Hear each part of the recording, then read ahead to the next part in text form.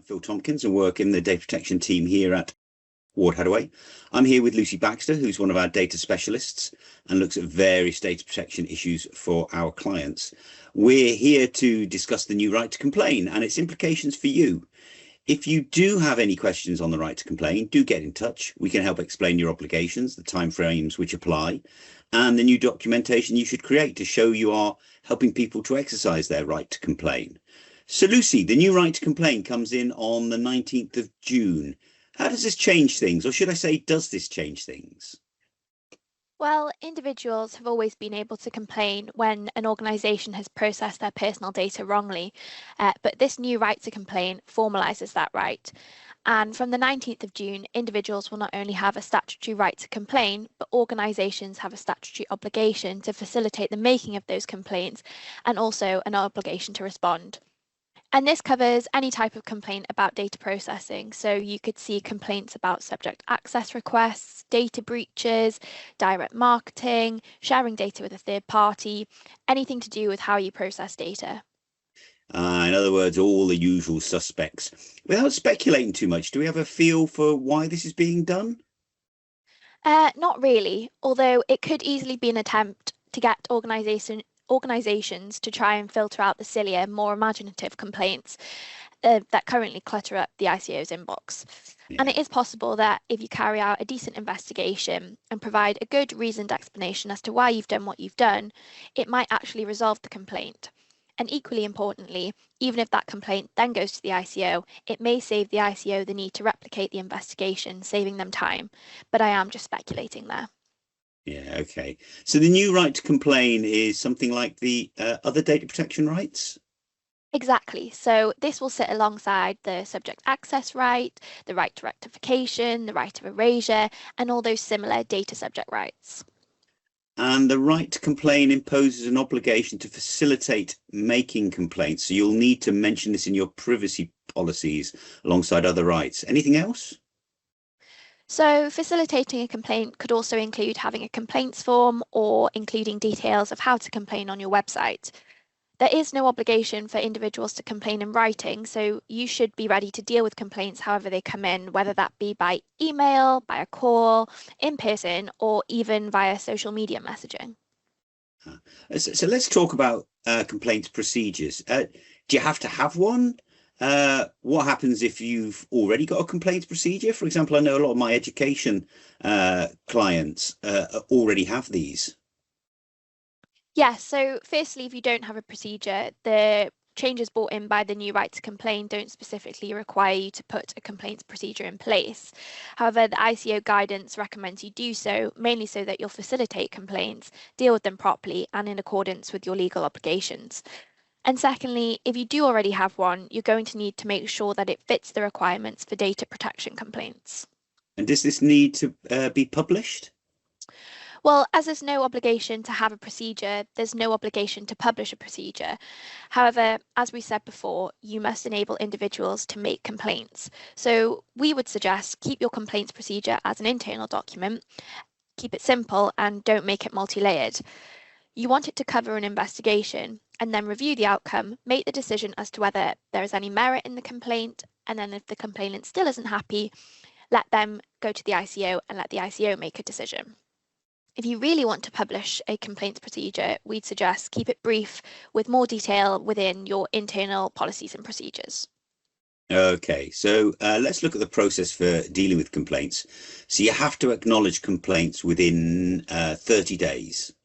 Yes, and that 30-day period starts the day that the complaint is received by anyone within the organisation.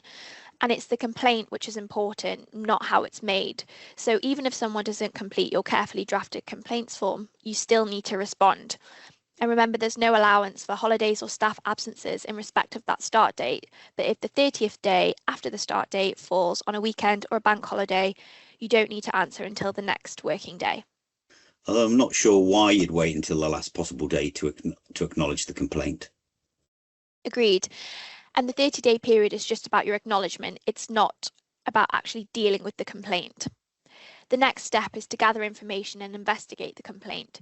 And you have to do this without undue delay. So at this stage, This is where you'll gather facts, compare what the complainant is saying with the facts that you've discovered from interviews and records, and then compare what you've done with your own policies and procedures and with what good practice says you should do. But am I right in thinking the ICO's guidance doesn't set any specific timeframes for investigating the complaint? Yes, absolutely. So the obligation is to investigate without unjustifiable or excessive delay. The time period will depend on the complexity, the scale, the impact of the incident which has led to the complaint. But remember, the without undue delay time period starts when the complaint is received, not when you acknowledge it. So acknowledging it late doesn't buy you any more time. You should remember to keep the complainant updated. You might want to provide some sort of time expectation, and if there's a delay in handling it, explain it. And of course, you should keep a record of what you've done. Yes, that's right. And obviously that goes towards your accountability obligation. We'd suggest you keep a record of the date you received the complaint, the date you acknowledge it, a record of the actions you take as part of the investigations, such as who you speak to and what you review, a record of the outcome, and what action you take as a result. Just keep a full record in case the ICO wants to see what you've done and why, and also to show that you followed due process. If it's clear that you've carried out a thorough investigation, it's quite possible that the ICO will just follow your outcomes, unless, of course, they're wrong. Yeah. So outcomes, you have to provide an outcome to the complainant? Yes. And this brings in the third time frame that's mentioned within the legislation. So you also have to do this without unjustifiable or excessive delay. And you need to explain clearly what you've done to resolve the complaint. If the complainant is still unhappy, you could have a further review process and you could provide more detail as to why you've made the decision that you've made, but there's no obligation on you to do this, and I'm not really sure why you would do this. So once you've done your investigation and you come up with your complaint response, if they're still unhappy, we'd suggest you let them pursue the complaint with the ICO. And once you've completed your response, you could remind them of their right to complain to the ICO so that they're signposted as to where to take their complaint to next. Anything else?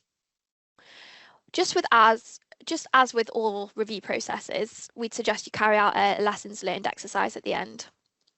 So really, this right to complain creates a statutory basis for a right that in reality already exists. Timing seem important with the need to acknowledge within 30 days and to investigate without undue delay, and also to provide the outcome also without undue delay. Yes, and these timing obligations mean you can't just sit back once you've acknowledged the complaint. So the ICO will expect you to be able to show that you've actively been pursuing an investigation, although the lack of specific timeframes will make it difficult to enforce any timeliness requirements except in quite clear cases. And of course, we'll just have to see how the ICO interprets this. Exactly. And what I'm more concerned about is what you'll be expected to provide to justify the processing you've done. What we don't need is the right to complain, creating a right of access to all sorts of internal documents, which are currently not covered by the SAR process. I mean, I can just see AI created complaints letters setting off panic in offices around the country. Yeah. And my other concern is that this right to complain will be weaponized in the same way that SARs are frequently weaponized, but let's just see. Okay. Yeah, fair enough. Yeah. So in summary, we're saying comes into force 19th of June. You have to facilitate the right to complain. So you'll need to mention it on your website, put it in your privacy policy and be ready to deal with complaints. However, they come in, whether it's social media or any other way. You should consider a written complaints procedure, but you don't have to publish it, and you should keep that complaints process simple by the sounds of things. You need to acknowledge complaints in 30 days, investigate them without undue delay, and provide the outcomes of the investigation also without undue delay. That's it. Oh, great. Thanks, Lucy. That's quite a lot to think about. If anybody needs help with complaints they receive or wants to know if their privacy policy complies with the new requirements, wants a complaints form or procedure drafting, or wants us to check that their complaints procedure complies with the law, just let us know.